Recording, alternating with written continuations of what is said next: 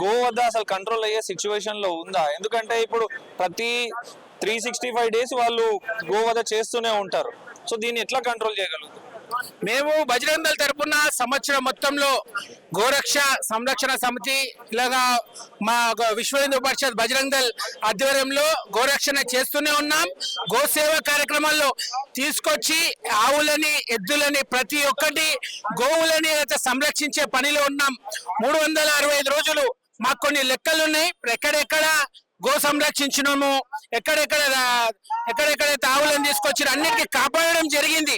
ఇదైతే తెలంగాణ ప్రభుత్వం కఠినంగా ఏదైతే చట్టాలు ఉన్నాయో అమలు చేస్తుందో ఆ రోజు సమూలంగా దీన్ని ఏదైతే గోవధ ఆపుతుందని చెప్పి దీన్ని నమ్ముతున్నాం.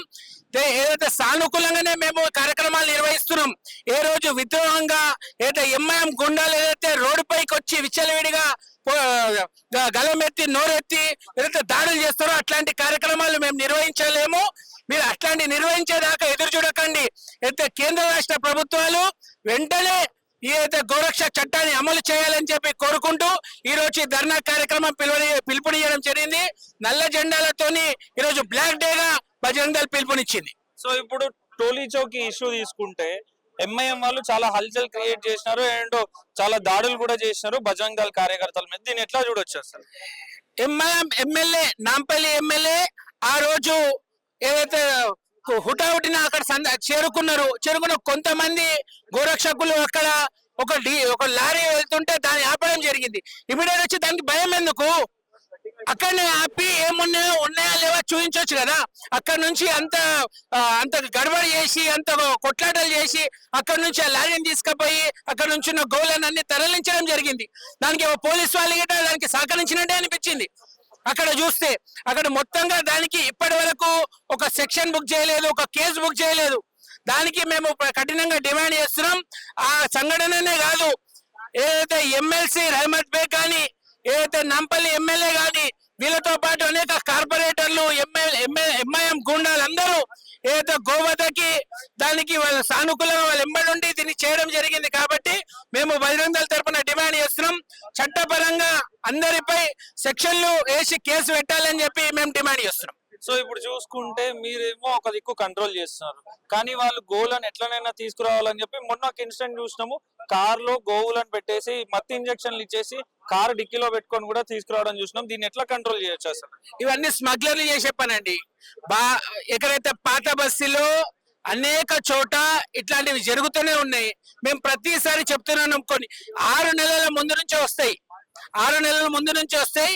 ఏదో కేవలం ఎన్నో కోట్లు ఖర్చు పెట్టి వీళ్ళు పికెటింగ్ అని చెప్పి దానికి ఎన్నో తీసుకొని వచ్చి పెడుతున్నారు, కానీ పికెటింగ్ వల్ల ఎటువంటి ఉపయోగం లేదు. ఎక్కడ పట్టుకున్న సందర్భాలు లేవు. రావాల్సినవి వచ్చేస్తున్నాయి. ఏ రోజైతే తెలంగాణ ప్రభుత్వం ఈ చట్టాన్ని అమలు చేస్తుందో ఆ రోజే దీనికి సమూలంగా గోవధ ఆగుతుందని చెప్పి మేము నమ్ముతున్నాం.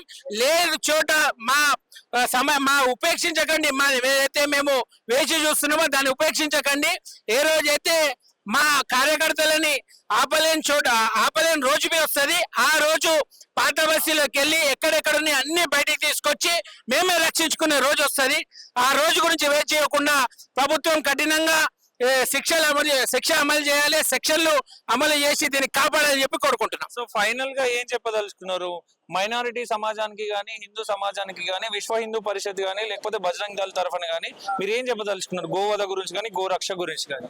గోరక్ష సంవత్సరం మొత్తం 365 రోజులు బజరంగ దళ విశ్వ హిందూ పరిషత్ గోరక్ష చేస్తూనే ఉంటది. ఎక్కడెక్కడ గోరక్ష చేస్తుందో అక్కడ గోశాలకు తరలిస్తాం. దాని బాగోగులు మొత్తము దానికి గడ్డి గాని, దానికి కుట్టి గాని, ప్రతి ఒక్కటి దానికి దాన గాని ప్రతి ఒక్కటి విశ్వ హిందూ పరిషత్ కార్యకర్తలు, బజరంగ దళ కార్యకర్తలు దగ్గరుండి దాన్ని సంరక్షించుకుంటాం. దాంతో పాటు ఎక్కడైతే పొలాలలో ఉంటారో దానికి సెమినార్ కార్యక్రమాలు గిట్ట నిర్వహిస్తాం. ఒక్కరోజు బక్రీద్ రోజు ఒకటే రోజు వచ్చి దీని కార్యక్రమాలు నిర్వహిస్తారు, ఆపుతారు అనే సందర్భం కాదు. విశ్వ హిందూ పరిషత్ బజరంగ దళ్ సంవత్సరం మొత్తము 365 రోజులు గోరక్ష విషయంలో ముందు ఉంటది. దాన్ని కాపాడుకునే ప్రయత్నం చేస్తూనే ఉంటది. ఎక్కడ ఉపేక్షించేదే లేదు. దీన్ని కఠినంగా అమలు చేయాలని తెలంగాణ ప్రభుత్వానికి దీనికి చట్టం అమలు చేయాలని చెప్పి కోరుతున్నాం.